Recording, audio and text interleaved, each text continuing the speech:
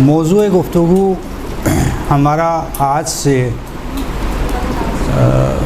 ایک فرمائشی پروگرام ہے، اور فرمائش یہ کی گئی ہے کہ علماء کے حالات زندگی بیان کیے جائیں،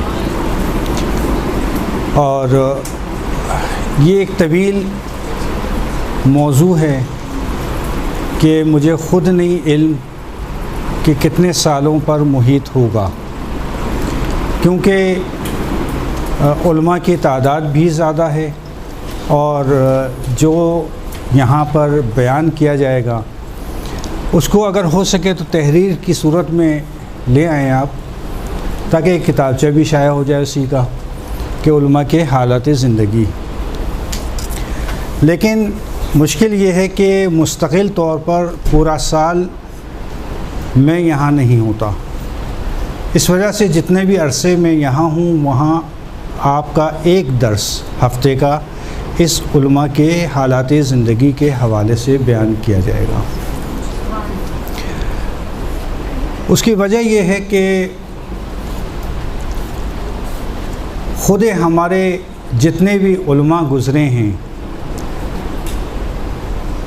وہ جس مقام پر پہنچے ہیں وہ فقط اور فقط توسل ہے ائمہ معصومین کا، اس کے علاوہ وہ اس مقام پر پہنچ ہی نہیں سکتے تھے۔ بلکہ بعض مراجع تو یہاں تک فرماتے ہیں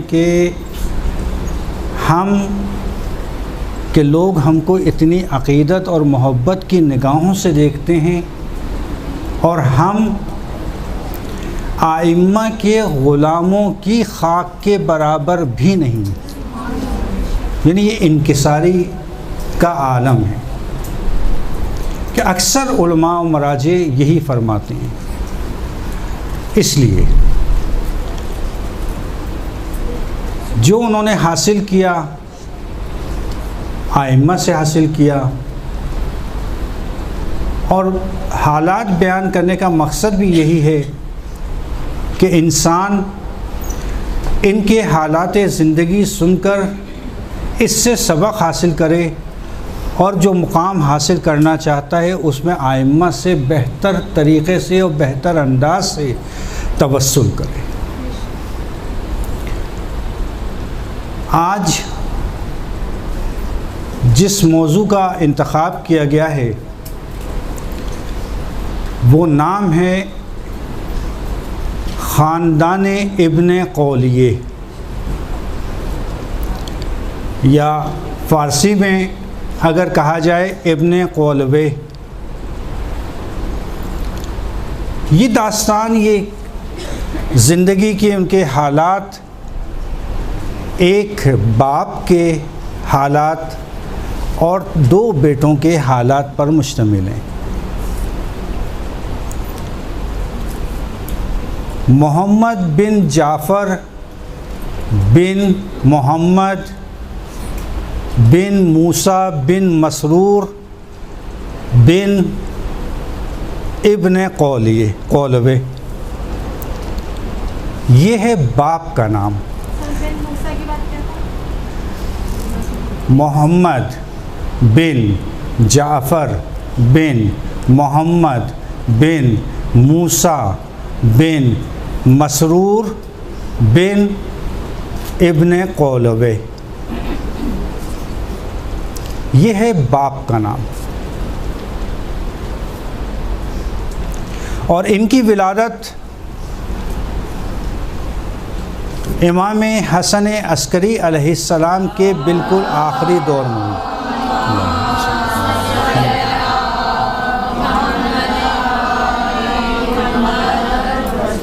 ان کی ولادت 11ویں امام کا بالکل آخری دور، یہ ان علماء میں سے ہیں کہ جنہوں نے ائمہ کا دور بھی دیکھا، یعنی 11ویں امام کا دور، امام زمانہ کا غیبت صغریٰ کا بھی دور دیکھا۔ یہ ان بہت ہی کم علماء اس دور میں پائے جاتے تھے، اور ان کے بارے میں مشہور یہ ہے کہ یہ ان کی جو رہائش تھی یہ مستقل رہتے تھے قم میں۔ قم اس وقت بھی مرکز تشیع ہوا کرتا تھا۔ قم میں رہا کرتے تھے، کتنے ہی زائر ایسے ہیں کہ جو زیارتوں پہ جاتے ہیں لیکن ان علماء کے بارے میں ان کو کچھ علم نہیں ہے۔ کتنے افراد زیارتوں پہ جاتے ہیں لیکن ان کو معلوم ہی نہیں ہوتا کہ یہاں پہ کتنی مقدس ہستیاں سو رہی ہیں۔ اگر کوئی قوم کی زیارت کے لیے گیا ہے تو قوم میں ہی کتنے ہی علماء مدفون ہیں کہ جن کے بارے میں ہمارے زائرین کو بالکل بھی علم نہیں ہوتا۔ محمد بن ابن قولوے، ان کی قبر بھی قم میں موجود ہے، اور ان کی قبر قم میں شیخ صدوق کے والد کی قبر اگر کسی نے دیکھی ہو۔ کتنے افراد گئے قم؟ دیکھا ہے آپ نے؟ نہیں، آستانِ معصومہ تو مختصر سا ہے، اس کے باہر مدرسے آیت اللہ گلپائگانی اگر کسی نے دیکھا ہے۔ بازار تو حتماً دیکھا ہوگا، وہ تو شاپنگ تو لازمی ہے، صحیح ہے نا؟ زیارت تو بعد میں ہوتی ہے، شاپنگ پہلے ہوتی ہے۔ بازار تو حتماً دیکھا ہوگا۔ بس جو مین بازار ہے جہاں سے آپ لوگ شاپنگ کرتی ہیں، اسی کے کنارے پہ ہی ان کا مرقد ہے، لکھا ہوا بھی ہے ابن قولوے، اور انہوں نے متعدد کتابیں تحریر کی، لیکن افسوس کے ساتھ یہ کہنا پڑتا ہے کہ ان کی کوئی بھی ایک کتاب ہم تک یہاں اس وقت تک نہیں پہنچی، ساری کتابیں ختم ہو گئیں۔ اور اسی طرح سے یہ اس زمانے میں کہ جب امام حیات تھے، اس زمانے سے لے کر غیبت صغریٰ تک انہوں نے امام کے 2 نائبین سے خاص طور پہ ان کا ارتباط رہا، محمد سامری اور حسین بن روح۔ ان کے ساتھ خصوصی ارتباط تھا، ان سے خصوصی احکامات لیتے تھے اور قوم کے مومنین تک ان کے احکامات کو پہنچایا کرتے تھے، یعنی ایک طریقے سے نائب کے نائب تھے۔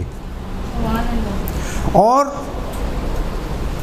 لطف انگیز بات یہ ہے کہ یہ اس زمانے میں قوم اور اطراف قوم کے جتنے بھی مومنین تھے ان کے مرجع تھے، یعنی جو افراد یہ کہتے ہیں کہ بعد میں یہ مرجعیت کا نظام شروع ہوا، یہ اس زمانے میں ان کے بارے میں کہا گیا، اس زمانے کے مرجع تھے۔ اپنے لوگ اپنے فقہی مسائل ان سے دریافت کرتے تھے، البتہ کہ ان کا طریقہ کار تھوڑا سا مختلف تھا آج کے طریقہ کار سے۔ آج اگر کوئی مجتہد سے فقہی مسئلے کو دریافت کیا جاتا ہے تو وہ ڈائریکٹ مسئلہ بتا دیتا ہے کہ مثلاً فلاں غسل کے بعد وضو کرنا ضروری ہے، یا فلاں غسل کے بعد وضو کرنا ضروری نہیں ہے۔ نہیں، اس زمانے کا طریقہ کار یہ ہوا کرتا تھا، وہ احادیث کو نقل کیا کرتے تھے۔ چونکہ یہ محدث تھے تو لوگوں کے لیے احادیث کو نقل کیا کرتے تھے۔ ایسے میں انہوں نے علم حاصل کرنے کے لیے متعدد سفر اختیار کیے، جس میں ایک سفر بغداد کا، ایک سفر مصر کا، حتیٰ ان کے اہل سنت کے کتنے ہی علماء بزرگ ایسے ہیں جو ان کے شاگرد رہیں، کیونکہ اس زمانے کے اندر جو تفریق آج کے دور میں ہمیں ملتی ہے، پائی جاتی ہے، ایسا نہیں تھا، بہت نزدیکی تعلقات ہوا کرتے تھے، اور تمام افراد کسی بھی ایک علمی درس میں شرکت کیا کرتے تھے۔ ان کا درس مشہور تھا قوم میں، اس میں نہ فقط مومنین بلکہ اہل سنت کے افراد بھی شریک ہوا کرتے تھے، حتیٰ کہ جس وقت انہوں نے مصر کا سفر کیا ہے اور مصر میں انہوں نے درس دینا شروع کیا ہے تو مصر میں بھی علماء اہل سنت ان کے درس میں حاضر ہوتے تھے اور ان سے استفادہ کیا کرتے تھے۔ یہ تاریخ محمد یعنی والد کی تاریخ. اس سے زیادہ ان کے بارے میں یہ افسوس کے ساتھ کہنا پڑتا ہے کہ اس سے زیادہ ان کے بارے میں ہمیں تاریخ میں کچھ نہیں ملتا یا ان کے اوپر تحریر نہیں کیا گیا. فقط اس لیے ذکر کیا کہ بالآخر ان کی خدمات ہیں. ہمارا دین، ہماری تشیع، ہمارے احکامات ان کی زحمتوں کا نتیجہ ہے، تو کم از کم مومنین کے اذہان میں ان کا ایک نام ہونا چاہیے، اس لیے ان کا ذکر کیا. انہی کے ایک صاحبزادے، انہی کے ایک فرزند جن کا نام علی تھا، علی بن محمد بن جعفر بن محمد بن موسیٰ بن ابن مسرور بن ابن قولبے، یہ ان کے بیٹے. اچھا، اتفاق سے ان کے بارے میں بھی ہمیں زیادہ علم نہیں ہے، تاریخ میں نہیں ملتا، لیکن نام ملتا ہے، اور ان کی چند کتابیں ہیں جو انہوں نے تحریر کی ہیں، ان کے بارے میں ہمیں ملتا ہے کہ اس زمانے میں ان کا دور کون سا دور؟ غیبت صغریٰ کا دور. اس زمانے میں انہوں نے ایک کتاب تحریر کی، اور بہت معروف کتاب،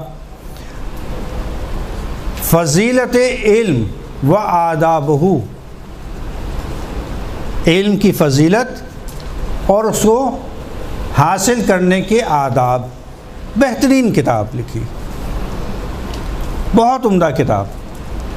لیکن مشکل یہ ہے کہ انہی کے ایک چھوٹے بھائی کہ جن کا نام تھا جعفر بن محمد بن جعفر بن محمد بن موسیٰ بن مسرور بن ابن قولبے،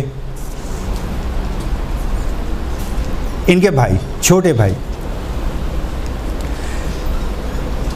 انہوں نے علمی لحاظ سے ان کا رتبہ اتنا بلند تھا اور اس طرح سے علم حاصل کیا کہ ان کے والد جو ان کے استاد بھی تھے، ان کے بھائی جو ان کے استاد بھی ہوا کرتے تھے، وہ تحت شعاع چلے گئے. اسی لیے ہم دیکھتے ہیں کہ ان کی تاریخ میں ہمیں اتنی زیادہ باتیں نہیں پتہ چلتی کہ کیا ہوا، کہاں سے علم حاصل کیا، کیا تحریر کیا، کتابیں کہاں گئیں، کچھ نہیں ملتا. لیکن ان کے بارے میں سب سے زیادہ ملتا ہے. ان کی ولادت 3 ہجری قمری میں ہوئی، یعنی غیبت صغریٰ کا آخری دور، غیبت صغریٰ کا آخری دور.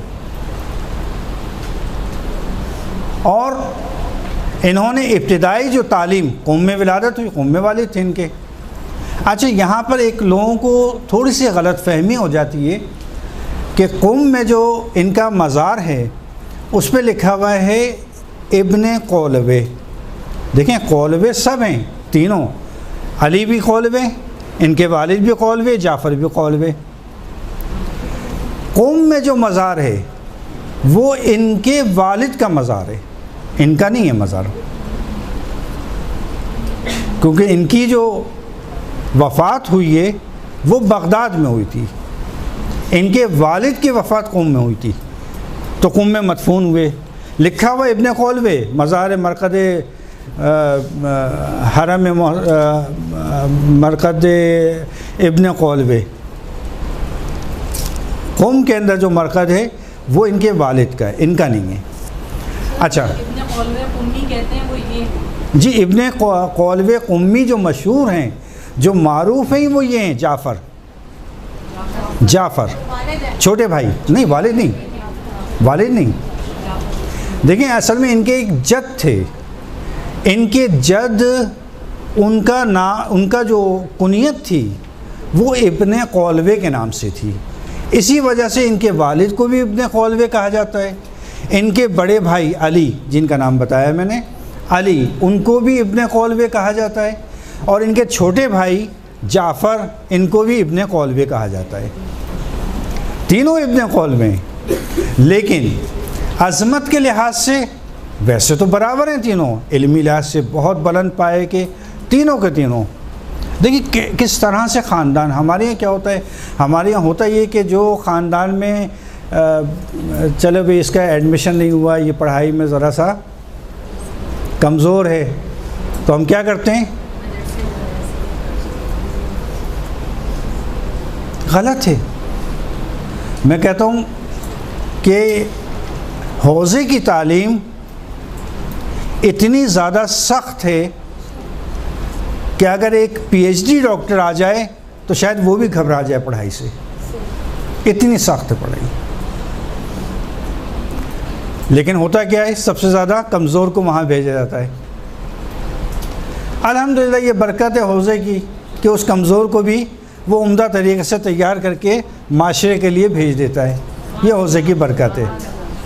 اسی طرح سے کتنے ہی علماء کے ابھی واقعات سامنے آئیں گے آپ کے کہ وہ پڑھائی کے لحاظ سے انتہائی کمزور تھے لیکن بہترین عالم بن کے نکلے.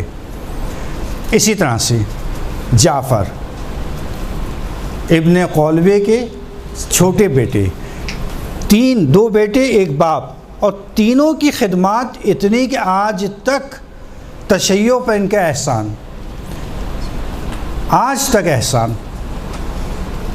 انہی جعفر نے کہ جس خاندان میں آنکھ کھولی وہ قوم کا ایک متدین اور اسلامی شریعت کے لحاظ سے عمل کرنے والا خاندان، اور ایک ایسا خاندان جو عصمت ائمہ کا ماننے والا اور اس کا پیروکار، کہ جن کے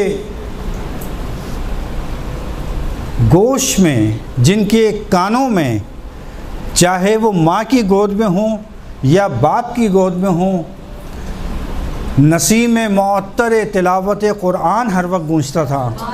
اور اسی طرح سے کہ جب قرآن کی تلاوت ختم ہوا کرتی تھی تو ہمیشہ آواز ایک ہی سنا کرتے تھے کہ قال امیر المؤمنین، قال باقر، قال صادق. جب ہمیشہ بچہ ائمہ کی اس طرح سے اقوال کو سنے گا تو انہی کے بارے میں ہمیں کہ یہ اپنی حد بلوغت میں نہیں پہنچے تھے کہ ان کو احادیث حفظ تھی.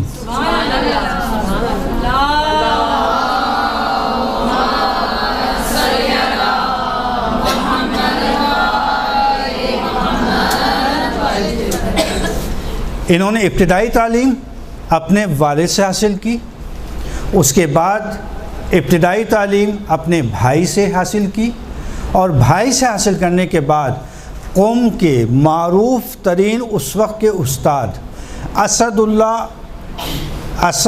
اللہ عبداللہ اشعری، مشہور استاد اس زمانے کے محدث، ان سے حاصل کی. اور تاریخ میں یہ ملتا ہے کہ جس وقت ابتدائی تعلیم کے لیے ان کے پاس گئے اور انہوں نے حدیث کا علم ان کو سکھانا شروع کیا تو انہوں نے اپنے استاد سے ایک فرمائش کی کہ استاد مجھے اجازت دیجئے کہ میں چاہتا ہوں کہ آپ کے سامنے، اس زمانے میں اصول کافی تازہ تحریر کی گئی تھی، پوری کی پوری اصول کافی کی احادیث کی قرأت اپنے استاد کے سامنے کی کہ ان کے استاد بھی حیران ہو گئے کہ اتنا چھوٹا بچہ کہ جو سن بلوغت پہ نہیں پہنچا ہے، اس نے کس طرح سے اتنی زیادہ احادیث کو حفظ کر لیا. یہ احادیث ائمہ کی کرامت ہے.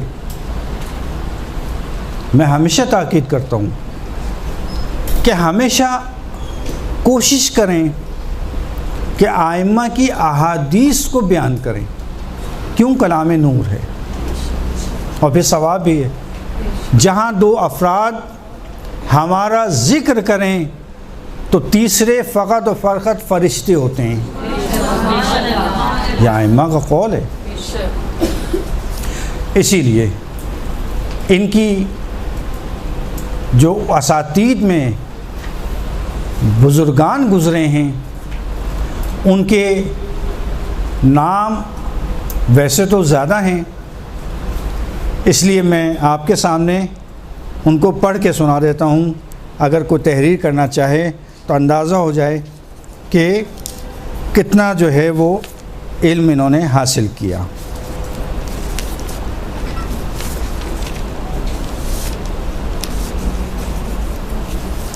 ان کے استاد میں احمد بن ادریس.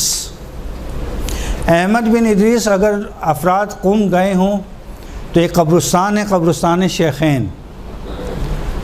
مارکیٹ ہے چاروں طرف، بیچ میں قبرستان ہے، حرم کے بالکل سامنے قبرستان ہے.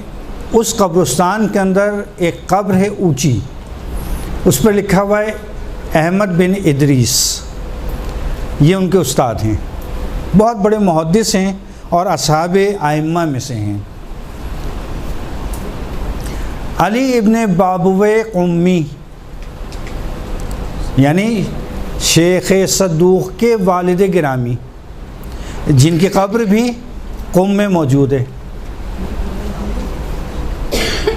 اب مجھے نہیں پتہ آپ لوگ کتنی مرتبہ قم گئے اور آپ گئے بھی ہیں ان لوگوں کے قبور پہ یا نہیں گئے. شیخ صدوق کے والد کی قبر قم میں ہے، یہی ان کے استاد ہیں. ابن عقدہ محمد بن یعقوب قلینی، یہ وہ افراد ہیں کہ جو ان کے استاد رہے ہیں. احمد بن ادریس، علی ابن بابوے قمی اور ابن عقدہ اور محمد بن یعقوب قلینی.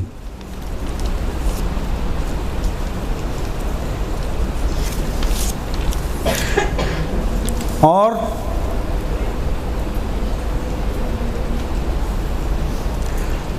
احمد بن عبداللہ بن علی، احمد بن محمد بن حسن، جعفر بن محمد بن ابراہیم، یہ وہ افراد ہیں کہ جن کے میں نام جو لے رہا ہوں یہ خود ایک بہت ہی بزرگ عالم دین، یہ سارے کے سارے. اور ان میں سے بہت سے کے بارے میں ہمیں علم نہیں ہے، تاریخ نے ہمیں کچھ نہیں بتایا، صرف نام ہیں.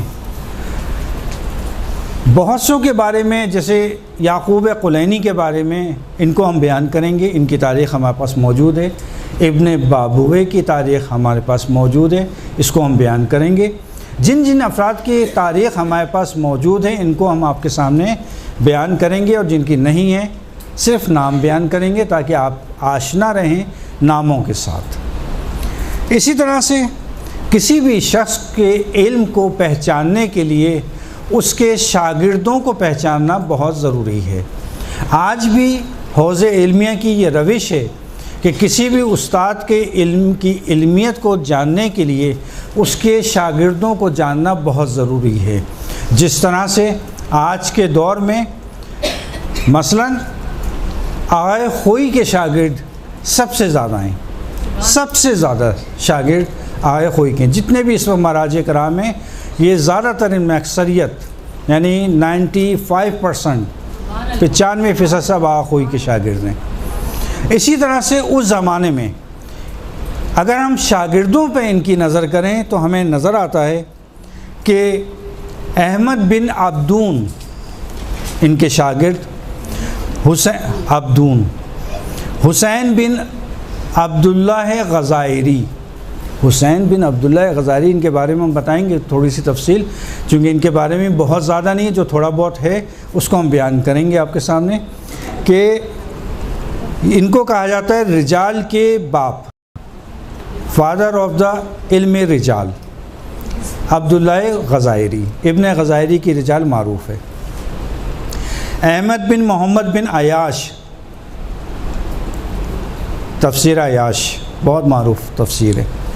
حسین بن احمد بن مغیرہ، حیدر بن محمد بن نعیم سمرقندی، علی بن ہلال محلبی، محمد بن نعمان شیخ مفید، شیخ مفید کے استاد کی ذکر کر رہے ہیں ہم.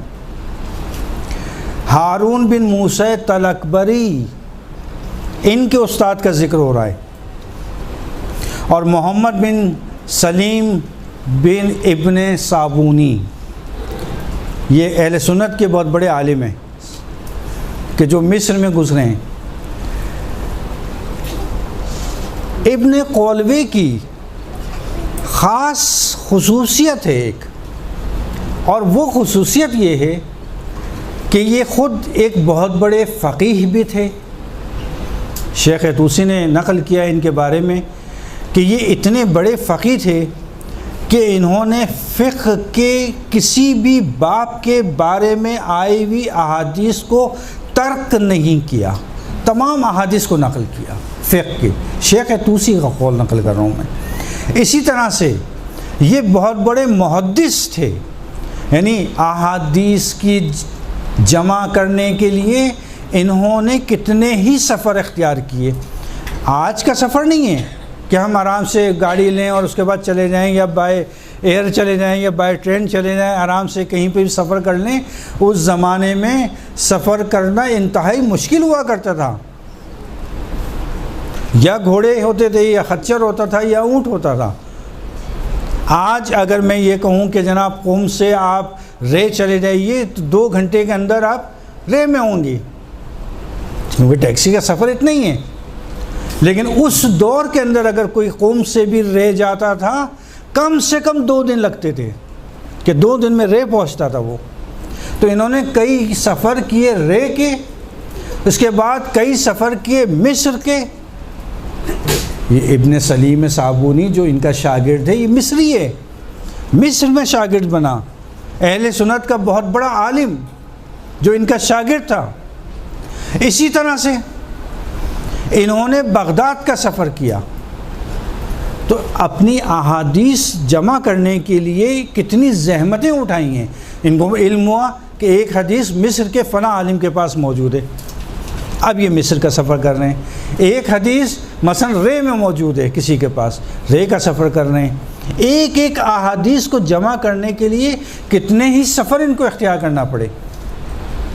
آج ہم کتنی آسانی سے احادیث کی کتب اٹھاتے ہیں اور احادیث پڑھنا شروع کر دیتے ہیں. یہ زحمتیں انہی افراد کی ہیں کہ کتنی زحمتیں اٹھائی ہیں انہوں نے ائمہ کی احادیث کو، ایک ایک احادیث کو جمع کرنے کے لیے. اور تیسری خصوصیت جو بہت ہی اہم خصوصیت ہے، فقیہ تھے، محدث تھے، فقہ کی تعلیم دے رہے تھے، حدیث کی تعلیم دے رہے تھے. نہیں، انہوں نے اپنے شاگردوں میں مختلف ابواب اور مختلف انداز کے شاگرد تربیت دیے. بہت سے ایک گروہ جو محدث بنا، ان کو حدیث کی تعلیم دی. ایک ایسا گروہ جو فقیہ بنا، ان کو فقہ کی تعلیم دی.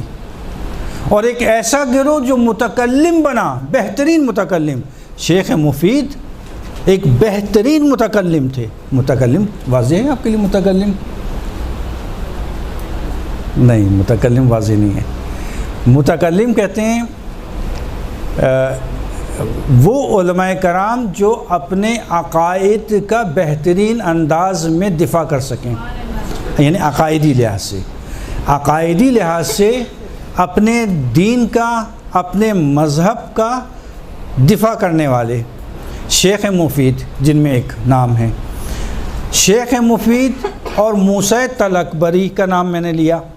یہ وہ 2 افراد ہیں جو ان کے خاص شاگرد تھے، جو بہترین متکلم تھے اپنے دور کے، کہ آج تک عقائدی لحاظ سے ان سے جس نے مناظرہ کیا وہ ان کی بات کو تسلیم کیے بغیر نہیں رہ سکا. یہ 3 خصوصیات ان میں پائی جاتی تھیں. اور اس کے علاوہ انہوں نے 30 سے زیادہ کتابیں تحریر کی. 30 سے زیادہ کتابیں، آسان کام نہیں 30 سے زیادہ کتابوں کو تحریر کرنا. آپ ذرا ایک کتابچہ تو تحریر کر کے دکھائیے. اور کہاں 30 کتابیں. اب کون کون سی کتابیں؟ نام.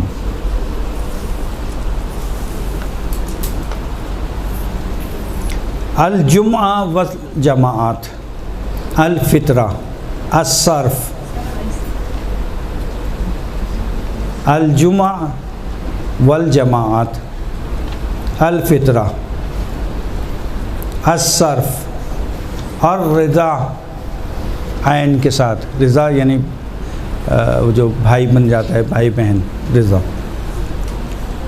الصداق، الصلاۃ، قیام اللیل،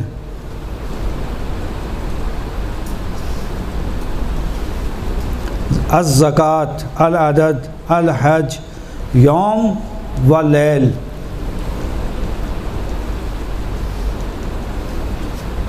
معرفت حل الحیوان من المحرمہ، حلال جانور حرام میں سے. یعنی ایک واقعاً بہت عجیب کام ہے. کس طرح سے انہوں نے جو ہے وہ تحریر کیا کہ کون کون سے جانور جو ہیں وہ حلال ہوتے ہیں اور کس طرح سے حلال ہوتے ہیں. القضاء والاحکام، الشہادات، العقیقہ، عقیقے کے تمام احکامات،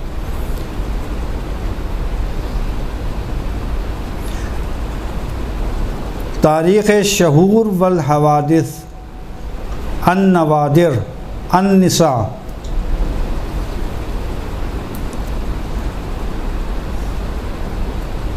کامل الزیارات. یہ ہیں صاحب کامل الزیارات.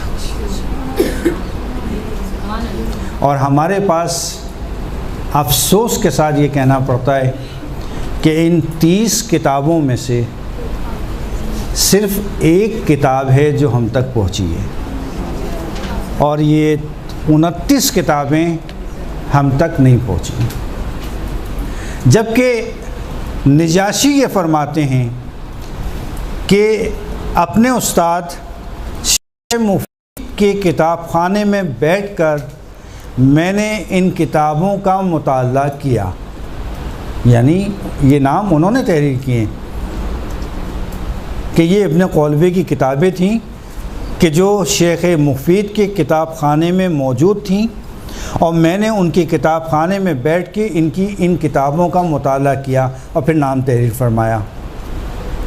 ان میں سے 29 کتابیں ہمارے پاس نہیں پہنچی، ایک کتاب ہم تک پہنچی اور وہ ہے کامل الزیارات. کامل الزیارات کتاب زیارات کی کتاب ہے. اور تحریر یہ فرماتے ہیں کہ میرے ایک دوست نے مجھ سے فرمائش کی کہ ہم زیارتوں پہ جاتے ہیں لیکن ہمیں نہیں معلوم کہ اس زیارت پر جا کر ہمیں کیا کرنا چاہیے اور اس کا ثواب کتنا ہے. تو کیا کچھ آپ ہمیں بتائیں گے کہ اگر ہم زیارت پہ جائیں تو ہم کس انداز میں جائیں، وہاں کی زیارت آخر ہم کریں تو کیوں کریں، اس کا ہمیں اجر و ثواب کیا ملے گا، ہمیں اس کا فائدہ کیا ہوگا، اور کیسے زیارت کریں، یہ آپ تحریر فرما دیجئے. یہ انہوں نے مقدمے میں لکھا ہے اپنے کہ میرے ایک دوست نے لکھا، نام نہیں لکھا دوست کا، ہمیں نہیں پتہ کس نے ان سے فرمائش کی. اس اپنے دوست کی فرمائش پر یہ کتاب تحریر کی کہ جس کے 108 باب ہیں، 108 باب. رسالت مآب سے شروع کرتے ہیں. انداز تحریر تو دیکھیں آپ کہ فرمائش اپنے دوست کی کتاب ہمیں تحریر کر دیجئے تاکہ ہمیں اندازہ ہو جائے کہ ہمیں ثواب کتنا ملے گا، ہمیں فائدہ کتنا ہوگا، ہم کیوں ان کی زیارت کے لیے جائیں، کیسے زیارت کریں. اس موضوع کے اوپر 108 باب پر مشتمل ایک کتاب تحریر کی جسے کہتے ہیں کامل الزیارات. رسول اکرم سے شروع کیا ان کی زیارت کے فوائد احادیث کی صورت میں، سب حدیثیں ہیں، اپنی طرف سے ایک لفظ تحریر نہیں کیا. اتنے امین ہوتے ہیں ہمارے مراجع، ایک لفظ اپنی طرف سے تحریر نہیں کیا. جو تحریر کیا حدیث کی صورت میں کہ رسول کی زیارت کا یہ ثواب، رسول کی زیارت کا یہ ثواب، رسول کی زیارت کا یہ ثواب، رسول نے کہا میری زیارت کے لیے آؤ، رسول نے کہا اس طرح سے آؤ، اس انداز سے آؤ، اس طرح سے میری زیارت کرو. پھر زیارت، یہ زیارت ہے ان کی. پھر امیر المومنین، پھر حضرت زہرا، پھر اس کے بعد سارے ائمہ تا آخری امام تک. اس کے بعد قلم یہاں روکا نہیں انہوں نے، نئے باب کا اضافہ کیا. کہا اب وہ افراد جو معصوم تو نہیں لیکن معصوم جیسے ہیں، اب انہوں نے اہل بیت کی زیارتوں کا ذکر شروع کیا. اور پھر جب اہل بیت کی تمام زیارتوں کا ذکر کر دیا احادیث کے ساتھ، زیارت ناموں کے ساتھ، حتی زیارتوں کے بعد آپ کو کیا دعا کرنی ہے اس کا بھی ذکر کیا ہے. اور اس کے بعد ذکر کیا کہ اچھا اب وہ افراد کہ جو کہ اہل بیت میں سے تو نہیں ہیں لیکن ان کے غلاموں میں ضرور شمار ہوتے ہیں، اصحاب ائمہ، ان کا ذکر شروع کیا. اتنی عمدہ کتاب، وہ ایک کتاب ہم تک پہنچی اور 29 کتابیں. اب اس میں آپ دیکھیں کتنی عمدہ کتابیں ہیں جو انہوں نے تحریر کی ہیں. یہ یوم و لیل، ایک کتاب کا نام ہے یوم و لیل، دن اور رات. دن میں جیسے ہی طلوع فجر ہوئی اس کے بعد سے اعمال لکھنا شروع کیے، اور غروب تک کے سارے اعمال، ساری تعقیبات، کیا کرنا چاہیے اس دن، کیا نہیں کرنا چاہیے اس دن، یہ دعا پڑھو، یہ اعمال کرو، یہ ذکر کرو، سارے ذکر کیے. اس کے بعد رات کے اعمال کیے. مگر کوئی تحریر کر سکتا ہے ایسی کتابیں، اتنی عمدہ کتابیں؟ لیکن ایک بھی کتاب ہم تک نہیں پہنچی. 29 کتابیں ضائع ہو گئیں. اچھا، اب ضائع ہونے والی جو بات ہے وہ انشاءاللہ جب ہم آپ کو شیخ طوسی کے حالات زندگی بتائیں گے اور شیخ خواجہ نصیر الدین طوسی کی حالات زندگی بتائیں گے، وہاں آئے گا ذکر کہ کیوں ضائع ہوئی، کیسے ہوئی ضائع. یہاں پہ ذکر کرنا مناسب نہیں ہے. بہرحال خلاصہ یہ ہے کہ جو دشمنوں نے حملے کیے اس میں جل گئیں بہت ساری کتابیں، بہت سارے کتب خانے جل گئے، بہت سی کتابیں ضائع ہو گئیں. خلاصہ یہ اتنی عمدہ تحریر کتابیں. انہوں نے اپنی زندگی میں متعدد سفر کیے حدیثوں کے لیے، اور سفر کرنے کے بعد آخری منزل ان کی قوم. میرے خیال میں آپ لوگوں کا شاید ریسٹ کا ٹائم ہے، کنٹینیو ہوتا ہے.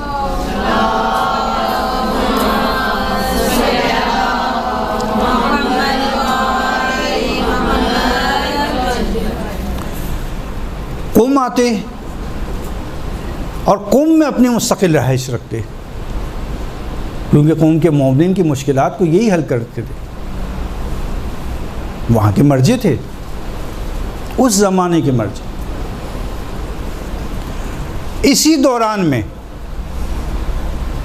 سن 317 ہجری، سن 317 ہجری 317 ہجری میں اسماعیلیوں کا ایک فرقہ نیا ایجاد ہوا. اسماعیلی شیش امامی، ان کا ایک نیا فرقہ بنا، اور اس فرقے کا نام تھا کرامت، قاف را الف طا اور چھوٹی ہے، کرامت.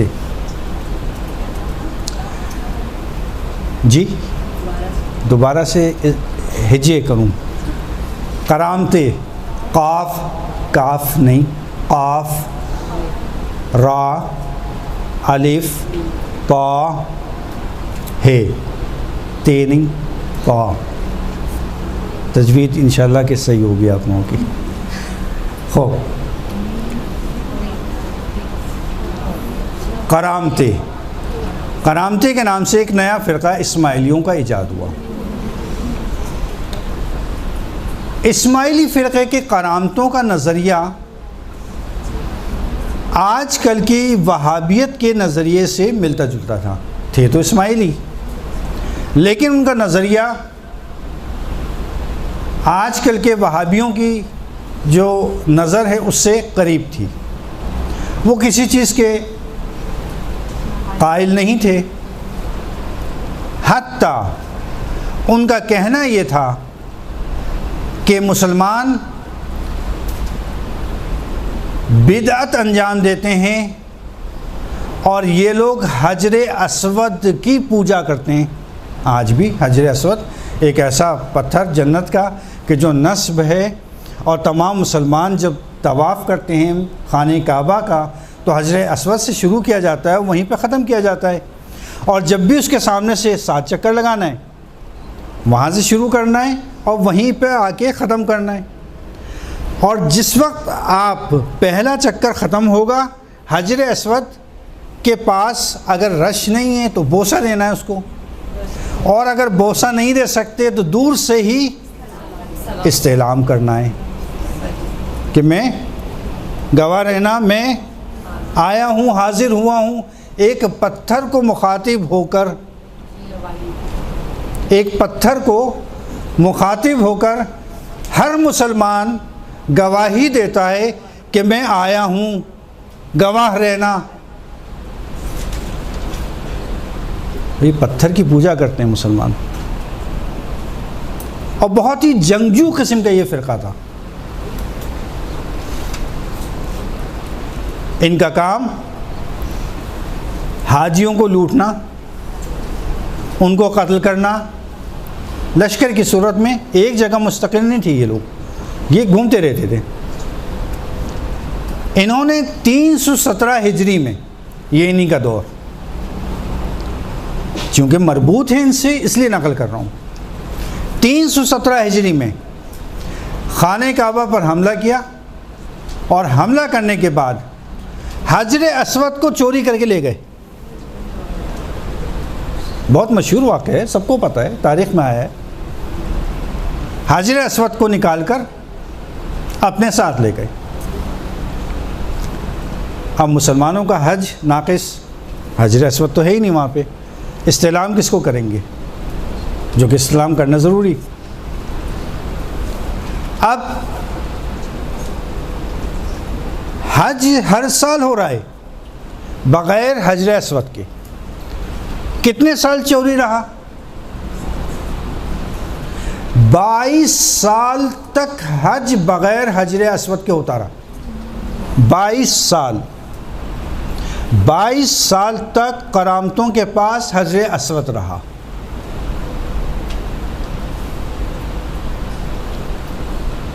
بہرحال مذاکرات ہوئے شروع, مذاکرات میں بات چیت ہوئی, اور پھر سفارشیں لگیں, تو پھر لین دین ہوا جو آج کا طریقہ ہے. اس کے بعد جو ہے انہوں نے کہا کہ ٹھیک ہے, ہم ایسا کرتے ہیں کہ ہم آپ کو یہ حجر اسود واپس کر دیتے ہیں. کتنے سال بعد؟ 22 سال کے بعد. 22 سال کے بعد. اور اس کی واپسی میں علماء تشیع کا بہت بڑا اہم ایک کردار ہے. حجر اسود کو انہوں نے واپس کر دیا, اور حجر اسود آ گیا خانہ کعبہ میں. نصب کا دن اعلان ہو گیا. لیکن ہمارا عقیدہ کیا ہے؟ ہمارا عقیدہ یہ ہے کہ حجر اسود کو فقط معصوم نصب کر سکتا ہے, بس. معصوم کے علاوہ کوئی شخص بھی اس کو نصب نہیں کر سکتا. حجر اسود پہلی مرتبہ کس نے نصب کیا؟ حضرت ابراہیم, حضرت اسماعیل. دوسری مرتبہ کس نے نصب کیا؟ حضرت رسول خدا نے. تیسری مرتبہ کس نے نصب کیا؟ چوتھے امام نے، کہ جب واقعہ ہررا ہوا اور اس کے بعد جب وہ منجنیق سے پتھر پھینکے گئے تو حجر اسود نکل کر گر گیا، اور اس کو نصب کرنے کے لیے امام کی خدمات کو حاصل کیا گیا، تو امام نے آ کے نصب کیا۔ زمانہ ہے، زمانہ غیبت کبریٰ کا شروع ہو چکا ہے، صغریٰ گزر چکی، غیبت کبریٰ کا زمانہ شروع ہو چکا ہے۔ امام پردے غیب میں ہیں، حجر اسود آیا ہے نصب ہونے کے لیے، دن کا اعلان ہو گیا، تاریخ کا اعلان ہو گیا، مسلمانوں کے درمیان میں یہ خبر تیزی کے ساتھ پھیل گئی، خبر قم تک پہنچی، تو قم میں موجود ابن قولوے نے قصد سفر باندھا۔ میں پوچھوں ابن قولوے کہاں کا سفر؟ کہا حج پہ جاؤں گا اس سال۔ کہا کیوں جاؤ گے حج پر؟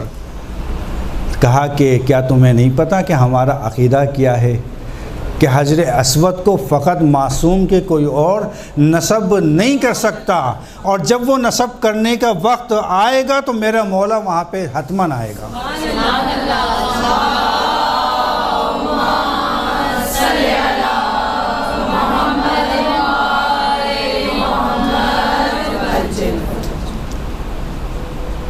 سفر اختیار کیا، بغداد پہنچے، بغداد سے حجاز، لیکن بغداد میں آ کے اچانک ان کی طبیعت خراب ہو گئی، اتنی شدید طبیعت خراب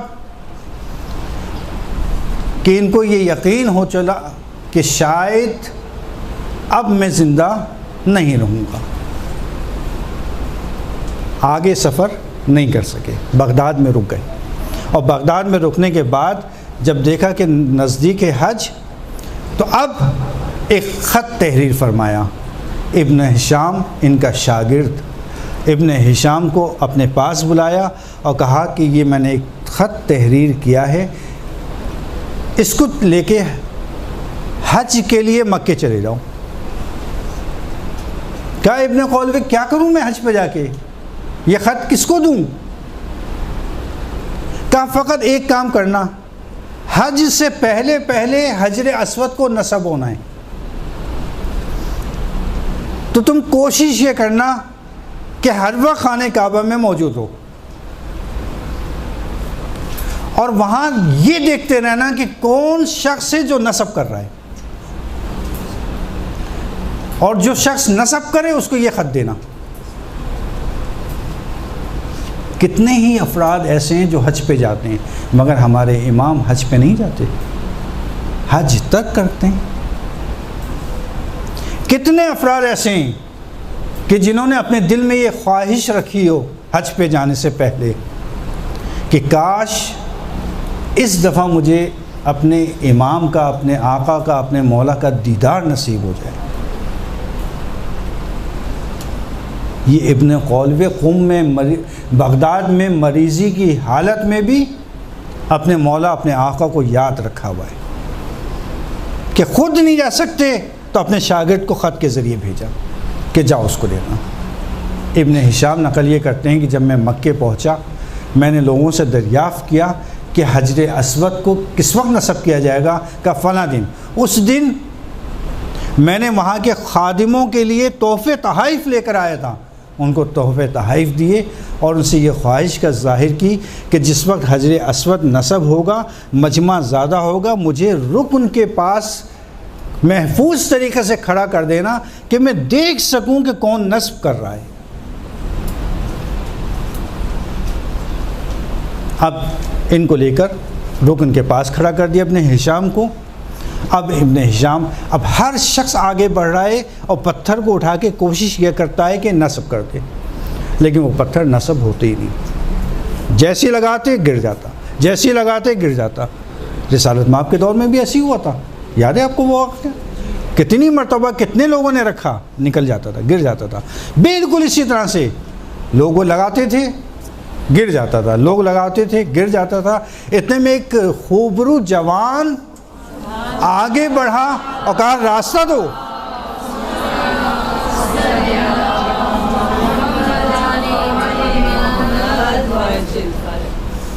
آگے بڑھا اور آگے بڑھنے کے بعد اس پتھر کو اٹھایا اور اپنے ہاتھوں سے فقط اس کو لگایا اور وہ نصب ہو گیا.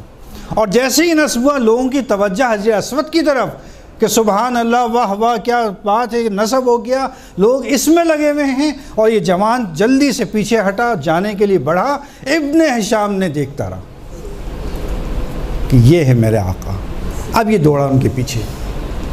جیسی دوڑا تو اس جوان نے پلٹ کر ابن ہشام کا نام لے کے کہا, ہشام ابن قولوے کا خط مجھے دے دو. ابن قولوے کا خط مجھے دے دو. اور اس سے کہنا, اب خط پڑھا نہیں ہے, ابھی خط کھولا بھی نہیں ہے, اور اس سے کہنا کہ اس مریضی میں تمہاری موت واقع نہیں ہوگی, تم 30 سال مزید زندہ رہو گے. اور یہ کہہ کے چلے گئے. ابن ہشام بغداد واپس. ابن قولوے نے فوراً بلایا, کہا کہ کیا ہوا, دیکھا تم نے میرے آقا کو, دیکھا میرے مولا سے ملاقات ہوئی, کہا مولا دیکھا میں نے. انہوں نے جواب کیا دیا, کہ جواب صرف 2 جملوں میں دیا ہے, اس بیماری میں تمہاری موت واقع نہیں ہوگی اور 30 سال مزید تم جیو گے. آپ کا سوال کیا تھا؟ چونکہ خط تو بند تھا نا, سربہ مہر تھا. کہا میں نے اتفاق سے یہی سوال کیا تھا کہ مولا یہ بتا دیں کہ اس مریضی میں زندہ بھی رہوں گا یا مر جاؤں گا. تو مولا نے جواب دیا, نہیں, اس مریضی سے تم صحت یاب ہو جاؤ گے, 30 سال زندہ رہو گے, 30 سال. بس یہ سننا تھا کہ ابن قولوے نے اس تاریخ کو اپنے پاس درج کر لیا. اور درج کرنے کے بعد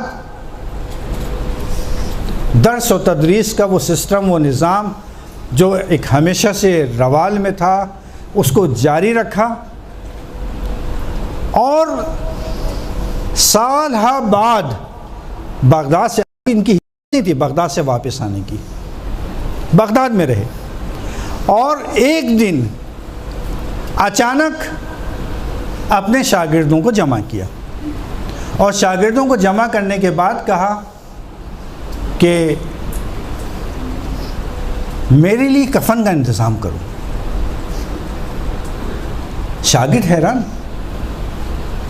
کہ استاد آپ ماشاءاللہ سے صحت مند, بالکل صحیح, درس و تدریس میں مشغول, آپ کفن کا انتظام کیوں کروا رہے ہیں؟ کہا نہیں, کفن کا انتظام کرو.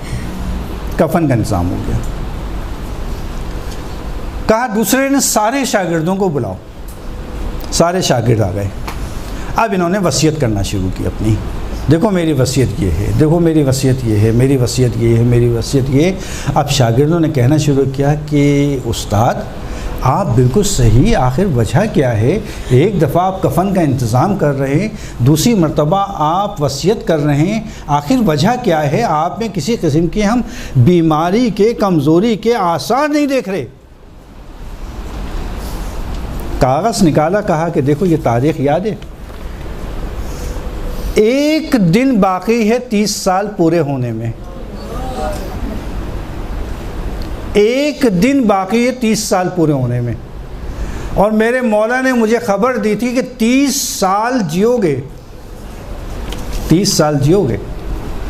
کل آخری دن وصیت کر دی. اور وصیت کرنے کے بعد 369 ہجری میں بغداد میں وہی دن آخری دن ثابت ہوا, اور اس دن ان کی وفات ہوئی جو امام نے ان کو بتائی تھی. عصمت کا قول کبھی غلط نہیں ہوتا, جو کہہ دیں وہی ہوتا ہے.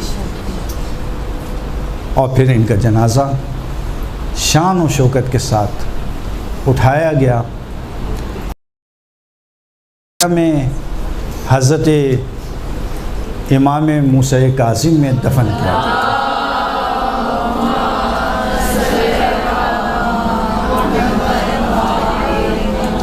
کیونکہ جب آپ حرم حضرت امام موسیٰ کاظم میں جائیں گی, وہاں آپ کو 3 قبریں ملیں گی. ایک قبر شیخ طوسی کی ہے، اور انہی کے بالکل برابر میں جو قبر ہے وہ ابن قولبے کی قبر ہے، وہ جعفر ابن قولبے کی۔ والد قم میں ہیں، بیٹا بغداد میں ہے۔ یہ ان کی مختصر سی ایک حیات کی تاریخ تھی جو اس مختصر سے وقت میں آپ کے سامنے جہاں تک ہو سکا پیش کر دیا۔